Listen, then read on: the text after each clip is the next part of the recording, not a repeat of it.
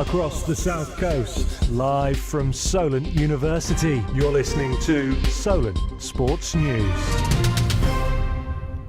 Good afternoon, it's 3 o'clock, I'm Harrison Richards and these are your Solent Sports News headlines. Southampton sit rock bottom of the Premier League as they travel across the South Coast to face Brighton this evening, who could go second with a win. The Saints are currently 5 points from safety, with 4 points from 12 games. And it gets worse for Martin on his return to his hometown, as Adam Lallana and Paul Onuachu are both out injured. Adam Lallana's out, which is a shame because I think he would have loved to have been back on the pitch at a place he had a really good time at for 4 years or so. So Adam's out and Paul's being assessed. So fingers crossed Big Paul will come through all right. It's not a bad injury at all, which is really good news for us. Just a niggle, so hopefully we can manage that and he can be involved.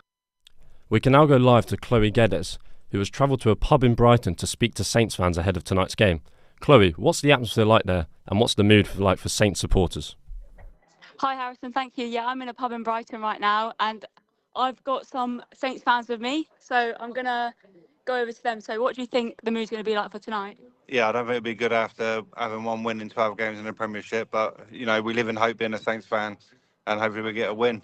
And what's your thoughts on Russell Martin so far this season? Is his play coming together now, or do we still need to give it a few more weeks before he gets sacked? It's kind of coming together, but I still don't think it's good enough for the Premiership. I think we haven't got a plan B, which we need in the Premiership. Obviously, you can get away with it in the Championship, but the Premiership's a different gravy, different league, so we're not looking good at the moment. Okay, and what's your score predictions for tonight? I think we'll lose. Brighton are a good team. I'm obviously here in Brighton, hoping for a win, but I think we'll lose 2-1. Okay, I'm going to find someone else. I've just clocked eyes with someone else, so I'm going to go to them. The unlucky man of the hour. So what's your name? Mark. And you're a Saints fan, yeah? Oh, of course. What do you think the score's going to be tonight? 1-0 Saints. And do you back Russell Martin, or do you think we have to get rid of him after if we lose tonight? Before Sunday, Martin out, but after Sunday, Martin in. And, okay, so you're a Russell Martin fan. Yes. What do you think he needs to change to get a result tonight? Just be a bit more direct, use Big Paul, and it will come.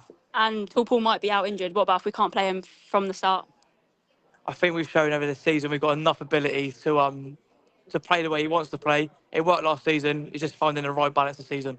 Okay, and can you give me your favourite Saints chant to lead us to victory? Scarmers! Scarmers!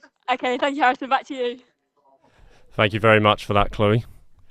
Also in the Premier League, Liverpool are in action and will be looking to extend their 8-point gap at the top. They face Manchester City on Sunday, who haven't won for 6 games, making it Pep Guardiola's longest streak without a win in his managerial career.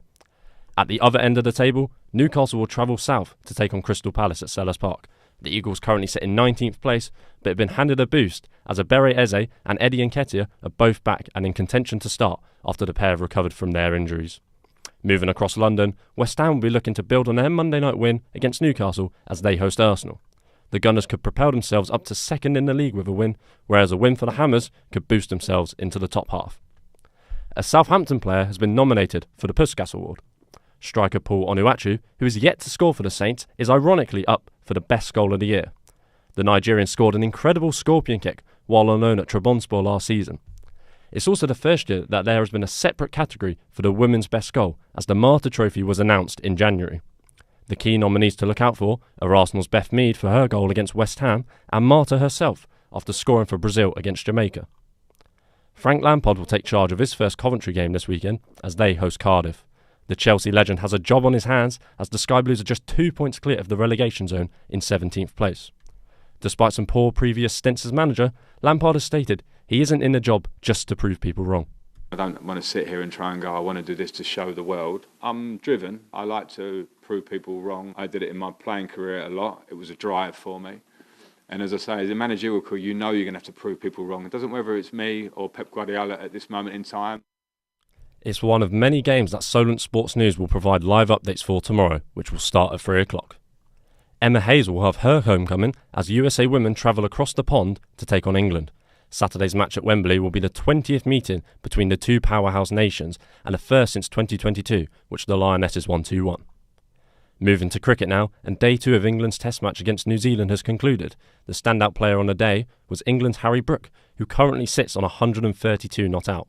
Ben Stokes will join Brook at the crease when play continues later this evening. Meanwhile, the Hampshire Hawks Global Super League campaign continues tomorrow. They're looking for their second win in the competition after beating Rangpur Riders in a thriller on Wednesday. The Hawks will face Lahore Qalandars, who will be searching for their first win in the tournament. The penultimate F1 race weekend is up and running in Qatar, with Practice 1 coming to an end in the last hour.